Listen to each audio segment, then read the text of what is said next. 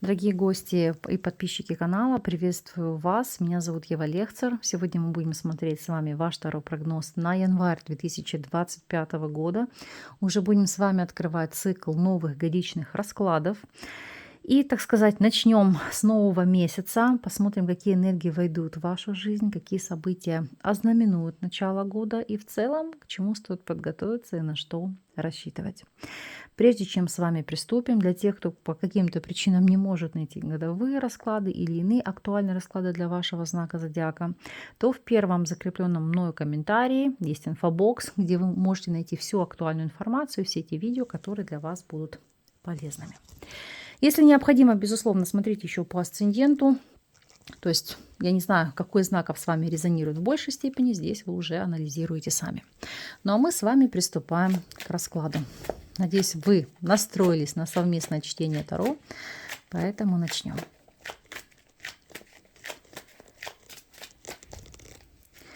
Основные энергии месяца: работа, финансы, здоровье, личная жизнь, а также рекомендации от карт. Все перед вами, арканы хорошо видны. Сейчас пододвину, чтобы все очень хорошо читалось и просматривалось. Итак, начнем. Овны. Основные энергии месяца у вас идет аркан Мир. Прекрасная, потрясающая карта, потрясающий аркан, который сулит для вас о новых возможностях. У кого-то это будет период, сопряженный с отпуском, поездками, путешествиями, перемещениями. Кто-то будет закрывать для себя прежнюю веху своей жизни, прежний этап и начинать жить по-новому. Но в любом случае это еще акцент на плодотворное времяпрепровождение. Зачастую мир у нас часто ознаменовывается изучением иностранных языков или более частому контакту с иностранцами. Для кого-то адаптация в новой стране. Или ситуация, когда вы поступаете в международный вуз, может быть, работаете в международной компании. А для кого-то это активное продвижение себя, там, построение блога или работа в интернете. Карта, безусловно, многогранна, как и любой из арканов Таро. Поэтому мы с вами уточним и посмотрим, какая именно здесь будет идти информация. И мир с картой императрицы для вас сулит следующие возможности, так сказать, и горизонты.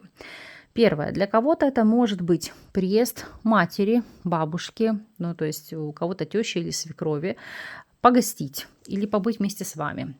Далее. У некоторых из вас, для тех, кому актуально, это может быть период зачатия или деторождения. Кто-то здесь получит предложение руки и сердца. Некоторые заключат брак. Опять же, мир и карта императрица – это ситуация, когда вы себя представляете на каких-то международных конкурсах красоты, может быть, показах.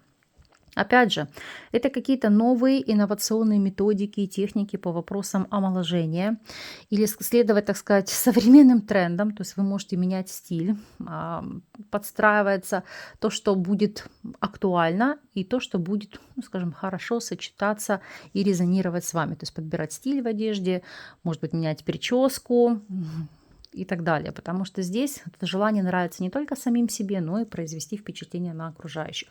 Причем это будет актуально как для мужчин, так и для женщин. Если смотреть ситуацию по вопросам работы, здесь на повестке дня королева мечей. Аркан, который говорит о следующем.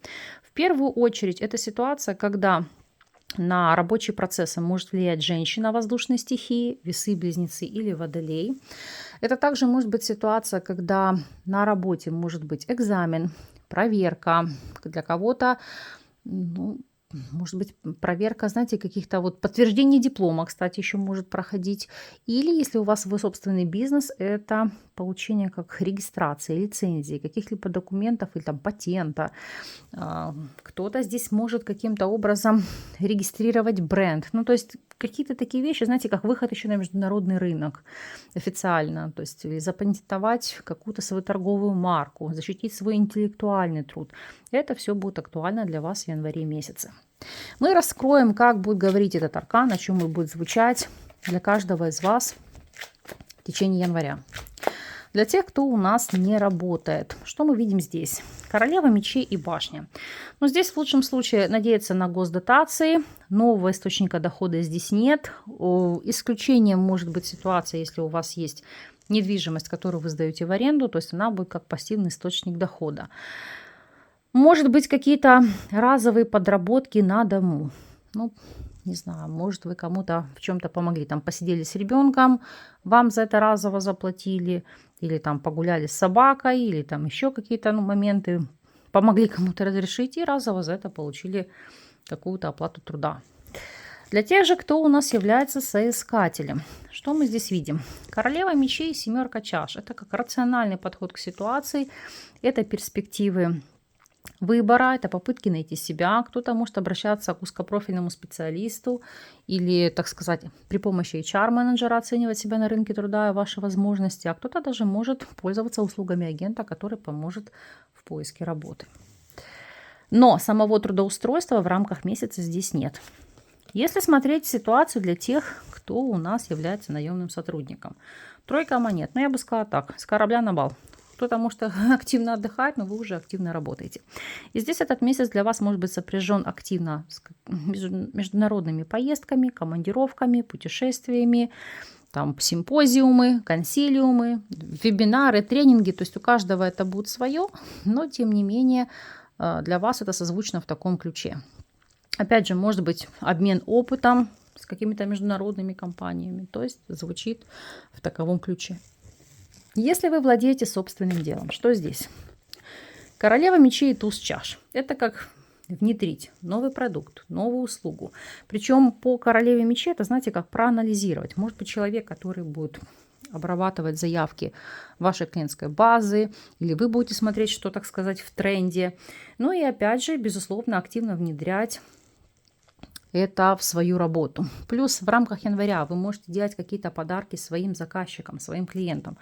Ну, возможно, какие-то скидки или акции, которые будут их мотивировать, поощрять. Ну и, конечно же, пользоваться вашими товарами и услугами.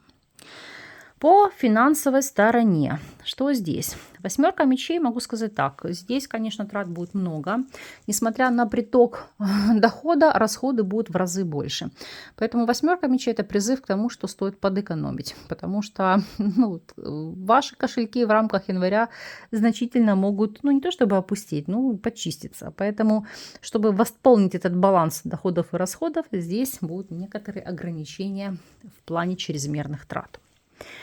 По вопросам состояния здоровья. Верховная жрица. На самом деле вроде бы и неплохой аркан, но вместе с тем он указывает на наличие каких-то скрытых симптомов или наличие скрытого заболевания. Может быть, в хронике что-то уже, но вы просто об этом не знаете. Поэтому здесь, если есть время, возможности, ресурсы, то желательно сделать плановый чекап-лист, в особенности, так сказать, после праздников, привести себя в чувство, и активно поработать над вопросами своего самочувствия и состояния. Личная жизнь. По десятке чаш здесь все прекрасно, ровно, комфортно, я бы сказала, замечательно, потому что это энергия семейного очага, домашнего очага, уюта, зоны комфорта, ситуации, когда вы напитываетесь, наслаждаетесь каждым днем взаимодействием друг с другом и укрепляете ваши отношения. Безусловно, каждый из вас, скажем так, находится в разной ситуации. Кто-то свободен, кто-то нет. Поэтому мы с вами раскроем и посмотрим, как для вас прозвучит эта карта. Для тех, кто у нас на данном этапе свободен.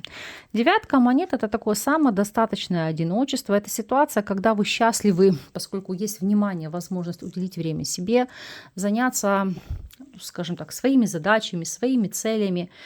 Тем более дно колоды, если мы с вами посмотрим, у вас здесь аркан справедливость. Не то, чтобы вы не хотите семьи или отношений, но здесь вы будете сконцентрированы на ваших близких, на ваших родственников. И как-то не до отношений, не до знакомств. Реже в качестве исключения. Эта связка карт может указывать на знакомство и отношения с несвободным человеком, для которого вы будете в статусе содержанки или альфонса. Если смотреть ситуацию для тех, кто в любовных треугольниках. Пятерка жезлов. Это бороться, так сказать, за свое место под солнцем, бороться за вашего избранника или избранницу. Это вопросы противостояния, потому что, скажу так, вы здесь можете активно хотеть семьи, а человек вам не может этого дать. Например, здесь и сейчас. Как следствие, нашла коса на камень, и будет это предметом споров, выяснения взаимоотношений, такого накала страстей. Если же вы женаты или замужем, это будут попытки укрепить и сохранить семью, и как следствие бороться с тем, чтобы отношения на стороне не повлияли на ваш союз, на вашу семью. Так, для тех, кто в стабильных союзах. Десятка чаш и аркан смерть. Это сама по себе ситуация изменения структуры, то есть членов семьи. Например, взрослые дети от вас съезжают. Или у них появляется своя семья, то есть они переезжают. Или, в принципе, смерть – это карта трансформации. Вот давайте мы с вами дотянем. По аркану дурак. Но это будет связано с детьми. У кого-то может быть трансформация, появление детей, или появление внуков, или к вам привезли племянников. И знаете, как здесь нужно будет акцентировать внимание на них. Но основной посыл – это звучит тема продолжения рода. Для кого-то это трансформация отношений, перейти в новый статус. То есть если вы сожительствовали или встречались, может быть цель и желание создать семью. Для тех, у кого уже есть семья, это может быть появление нового члена семьи, даже там появление питомца. Ну, то есть вот в таковом ключе у вас будет отыгрываться цепочка событий. Посмотрим с вами еще рекомендации от карт, о чем здесь идет речь. Аркан Дьявол. По дьяволу, как правило, в плане совета это прорабатывать свои пороки, свои зависимости, свою, знаете, как привязанность к чему-либо. Ну и, конечно же, в положительном ключе это быть в хорошем смысле этого слова одержимыми своими близкими людьми, своим хобби, увлечением, работой. То есть, знаете, как сублимировать энергию, направлять ее в положительное, в позитивное русло. И, кстати, обратите внимание, вот как совпало, как вышло, как у вас темная сторона, да, сказать, перешла в светлую. Вот по тональности арканов посмотрите. То есть в какой-то степени это тоже символизирует у вас начало нового пути и так выход из темной стороны в светлую. Что ж, пусть будет так. Мы с вами сейчас еще посмотрим, проанализируем неожиданность на Ленорман на январь 2025 года. Что здесь? Букет, ребенок и карта, ну, гроза, молния и карта лилии. Итак, здесь может быть неожиданно, простите, не букет, а зеркало, не так сказала. Арканы, которые говорят о какой-то новой, шокирующей информации. Или ситуации, когда неожиданно для вас, как я говорю, может идти появление ребенка. Как вашего, так и, допустим, приехал племянник или приехали внуки погостить. То есть для вас это, знаете, как, в принципе, смена обстановки, как драйв и энергия, которые входят в вашу жизнь. Плюс по этим арканам, это, знаете, в них будете видеть себя, вспоминать молодость, быть в чем-то, знаете, как наивным, непосредственным, вот впитывать в себя самые-самые лучшие качества, потому что дно колоды лилии – это, знаете, карта чистоты, очищения, открытости. То есть это вот те новые энергии, которые у вас будут преобладать в течение этого периода. Что ж, пусть так и будет, я вам искренне этого желаю, пусть это будет счастливый, комфортный, радостный, плодотворный месяц. Искренне на это надеюсь. От вас в любом случае по прошествии времени я буду ждать обратной связи. Не забудьте черкнуть пару строк, как отыгралась информация. Для тех же, кому актуальны индивидуальные консультации или обучение на картах Таро, то ссылки на мои контакты вы всегда сможете найти под любым из моих видео или в шапке YouTube канала. Я вас благодарю за просмотр. С вами не прощаюсь. До новых встреч.